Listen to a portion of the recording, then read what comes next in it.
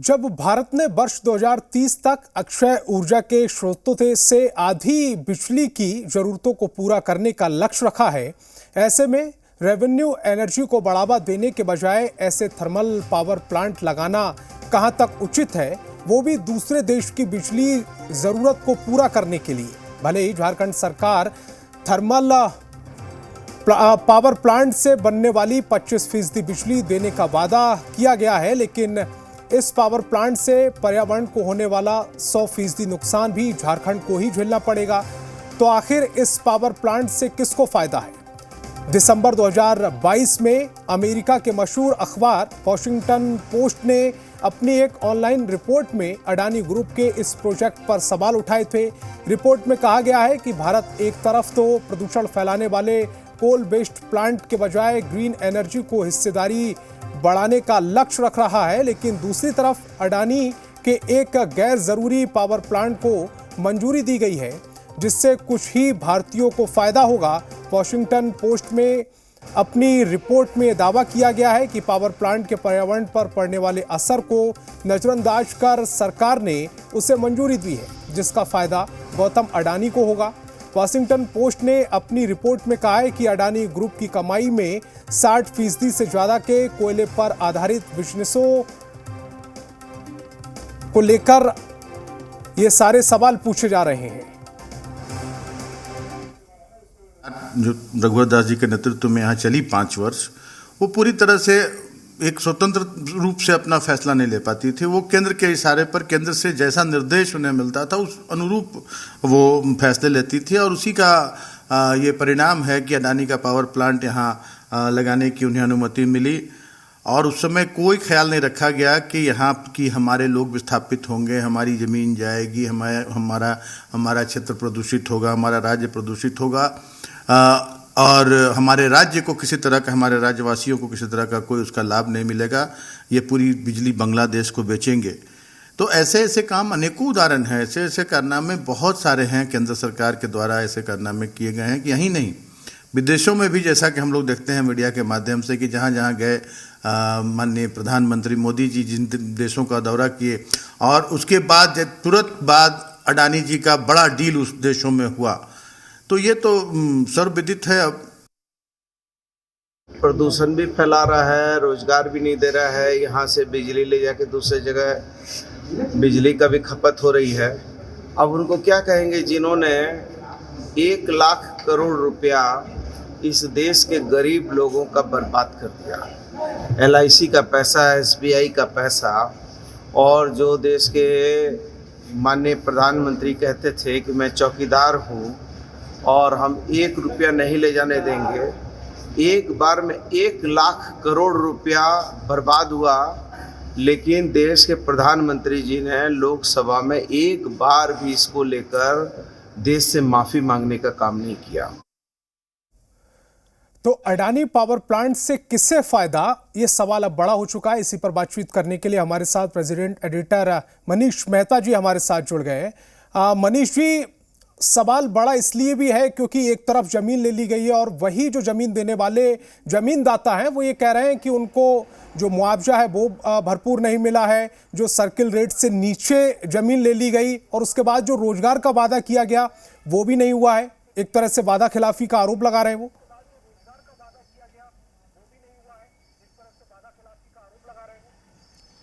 देखिए संतोष, हमारे दिल्ली सहयोगी पुष्पेंद्र वैद्य की ये रिपोर्ट है, और इस रिपोर्ट को जब कल जी न्यूज़ के DNA पर दिखाया गया है, उसके बाद से सूबे की सियासत में काफ़ी ज़्यादा हलचल देखने को मिल रही है। जो सत्ता पक्ष है या केंद्र की, अगर हम पॉलिटिक्स के लिहाज से अगर बात करें तो यानी कि जो विपक्ष है, यानी कि कांग्रेस, झारखंड मुक्ति मोर्चा, वो इस मुद्दे पर काफ़ी ज़्यादा मुखर है। सीधा आरोप पूर्व की BJP सरकार पर लगा रहे हैं कि तमाम नियमों को ताक पर रख करके कंपनी को फायदा पहुंचाया गया। और आप देखिए कि आज जिन वादों के साथ लोगों की, जो स्थानीय लोगों की ज़मीन ली गई थी, आज उन लोगों के पास जो वादा किया गया था उन्हें रोज़गार देने का, वो रोज़गार तक उन्हें नहीं मिला है। और वहाँ पे जो लोग हैं वो इस तरह के बयान भी दे रहे हैं कि उनके साथ वादा खिलाफी किया गया है। और यही वजह है कि सरकार में जो लोग शामिल हैं, यानी कि झारखंड सरकार की अगर हम बात करें संतोष, तो झारखंड मुक्ति मोर्चा के जो मिनिस्टर्स हैं, चाहे मिथिलेश ठाकुर की बात करें, बन्ना गुप्ता की बात करें, ये तमाम लोग काफ़ी मुखर है। वो बार बार ये आरोप लगा रहे हैं कि आउट ऑफ द वे जाकर के केंद्र के इशारे पर अडानी ग्रुप को फायदा पहुंचाया गया है और इसका जीता जागता उदाहरण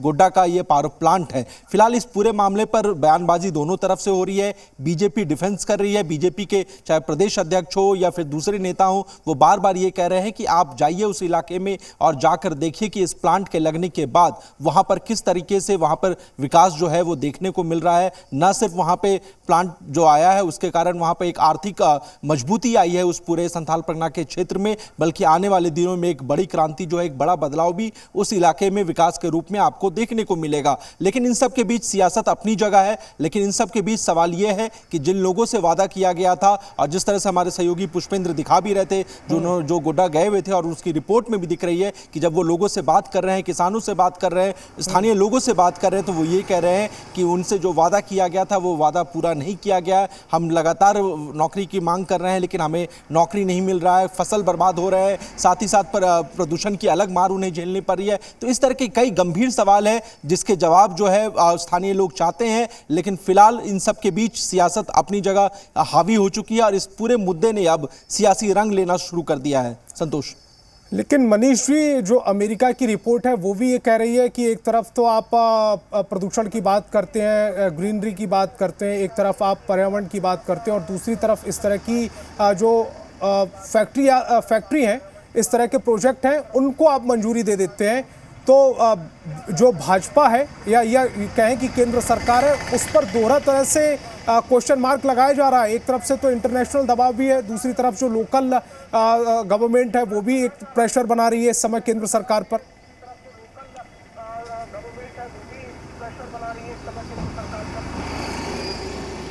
बिल्कुल, बहुत सारे सवाल है संतोष, और इस रिपोर्ट में पुष्पेंद्र जो हमारे सहयोगी है वो उसकी हर सवाल के जवाब को ढूंढने की उन्होंने कोशिश की है। सबसे महत्वपूर्ण बिंदु है जिसका जिक्र आप भी कर रहे हैं कि जब एक तरफ प्रदूषण कम करने की बात हो रही है तो दूसरी तरफ आप थर्मल प्लांट को बढ़ावा दे रहे हैं। और सबसे महत्वपूर्ण बात यह है जो कि इस रिपोर्ट में भी जो हमने दर्शकों को दिखाया है, जो आप साफ तौर पर, वो ये कि झारखंड के कई हिस्से ऐसे हैं जहाँ पर आप देखिए कि अभी भी 24 घंटे बिजली नहीं पहुँच रही है। और ऐसे में आप देखिए कि 1600 मेगावाट का जो ये प्लांट है, इससे दूसरे देश को, बांग्लादेश को बिजली सप्लाई की जा रही है और झारखंड में अंधेरा है। तो मतलब आप समझ सकते हैं कि जो कई एक्सपर्ट है या फिर सत्ताधारी दल जो अभी वर्तमान में वो ये कह रहे हैं कि चिराग तले अंधेरा है। प्रदूषण झारखंड के लोगों को झेलना पड़ रहा है, पर्यावरण को नुकसान झारखंड के लोगों को हो रहा है, जो स्थानीय लोग हैं उनका फसल बर्बाद हो रहा है, रोजगार यहाँ के लोगों को नहीं मिल रहा है। तो तमाम जो समस्याएं हैं वो यहाँ के लोगों को झेलनी पड़ रही है और लाभ दूसरे देश को मिल रहा है। तो फिर ऐसे प्लांट की जरूरत क्या है? तो इस तरह के कई सवाल है जिस पर लगातार झारखंड मुक्ति मोर्चा और कांग्रेस के जो नेता है वो हमलावर है। वो कंपनी के बहाने केंद्र सरकार पर निशाना साध रहे हैं, वो सीधा आरोप लगा रहे हैं कि और सवाल वो आंसू भी पूछे, सवाल वो आंसू भी खड़े कर रहे हैं जो हमने अपनी रिपोर्ट में दिखाए थे। वो कह रहे थे कि जो उनका सर्किल रेट है उससे भी कम रेट पर जमीनें खरीदी गई हैं। मनीष जी, आप हमारे साथ जुड़े, आपका बहुत बहुत शुक्रिया। लेकिन सवाल लगातार यही बड़े होते जा रहे हैं कि एक तरफ झारखंड के हिस्से प्रदूषण आ रहा है, एक तरफ झारखंड के हिस्से नाकामी आ रही है, एक तरफ झारखंड के हिस्से आंसू आ रहे हैं, तो दूसरी तरफ फायदा किसको पहुंचाया जा रहा है। फिलहाल हमारी इस खास पेशकश में इतना ही। आप देखते रहिए जी बिहार झारखंड।